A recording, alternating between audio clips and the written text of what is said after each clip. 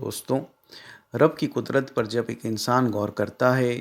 تب وہ دیکھتا ہے کہ کس خوبی سے رب نے دنیا کو ایک مقرر نظام کے تحت چلا رکھا ہے۔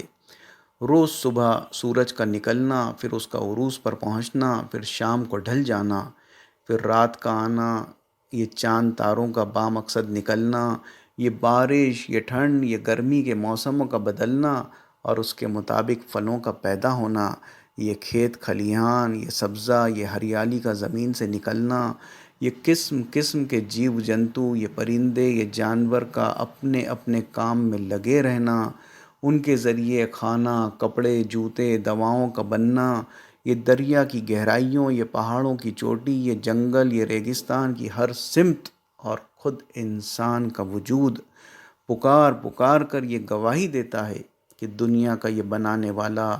خالق یا کریٹر اور اس کی قدرت بے مثل ہے۔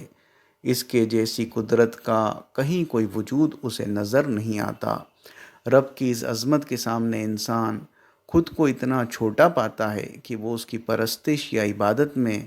خود کو اس کے سامنے جھکا دیتا ہے۔ رب کو انسان دیکھے بغیر صرف محسوس ہی کر سکتا ہے، مگر رب کا بغیر کسی شکل، صورت یا آکار کے نراکار روپ میں تصور سب سے مشکل کام ہوتا ہے، اور جو لوگ یہ تصور نہیں کر پاتے وہ رب کی پیدا کی ہوئی مخلوق یا کریشن میں ہی رب کو تلاشنے لگتے ہیں۔ نتیجہ یہ ہوتا ہے کہ ندی، جل، ہوا، پتھر، آگ، جانور کو بھی عظمت کے لائق مان کر ان کی عبادت یا پرستش یا پوجا کی جاتی ہے۔ اسی طرح کسی پیغمبر یا بزرگ یا ولی یا عالم یا کسی مہاپرش کو بھی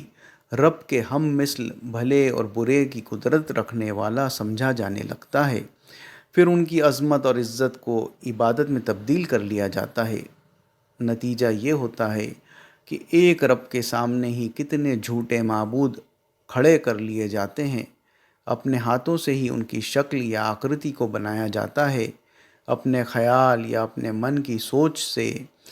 کلپنا کو ہی آکار دیا جاتا ہے۔ انہیں خوش کرنے کے لیے اپنے ہاتھوں ہی بنائے ہوئے مجسموں کے آگے لذیذ کھانے کو سجا کر پیش کیا جاتا ہے اور طرح طرح سے جھوٹ پر جھوٹ گڑا جاتا ہے۔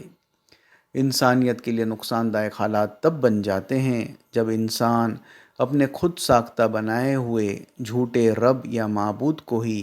صحیح اور دوسروں کے معبودوں کو غلط قرار دینے لگتا ہے، انہیں بھلا برا کہتا ہے، برے نام یا نازیب الفاظ کا استعمال کرتا ہے۔ اسی سے مذہب کے نام پر فساد پیدا ہو جاتا ہے۔ اس سے بچانے کے لیے رب نے قرآن میں سورہ انعام کی آیت نمبر 108 میں انسانیت کے لیے یہ پیغام دیا کہ اور اللہ کے سوا جن لوگوں سے یہ دعا کرتے ہیں یا پکارتے ہیں ان کو تم برا مت کہو، پھر تو یہ بھی ناسمجھی کی وجہ سے اللہ کی شان میں بیتوکی باتیں کہیں گے۔ اسی طرح ہم نے ہر زمانے میں لوگوں کو اس حال میں پایا کہ ان کے کام ان کی نگاہوں میں اچھے کر دکھائے گئے، پھر ان سب کو اپنے رب کی طرف لوٹ کر جانا ہے، تب وہ انہیں بتا دے گا جو کچھ وہ کیا کرتے تھے۔ غور کیجئے اور اپنے ماحول کا جائزہ لیجئے۔ مذہب کے نام پر برداشت یا دوسری زبان میں سہیشنوتا یا ریلیجیس ٹالرنس کی کیا اس سے بہتر مثال آپ کو کہیں مل سکتی ہے؟ کاش اس ایک رب کو پہچاننے کی ہم کوشش ہی کر لیں، تب اس کی عظمت میں عزت اور عبادت کے فرق کو سمجھنا آسان ہو جائے، اور خالق کے ساتھ مخلوق یا کریٹر کے ساتھ کریشن کو شریک کرنے سے یا ایک جیسا ماننے کی غلطی سے بچا جا سکتا ہے۔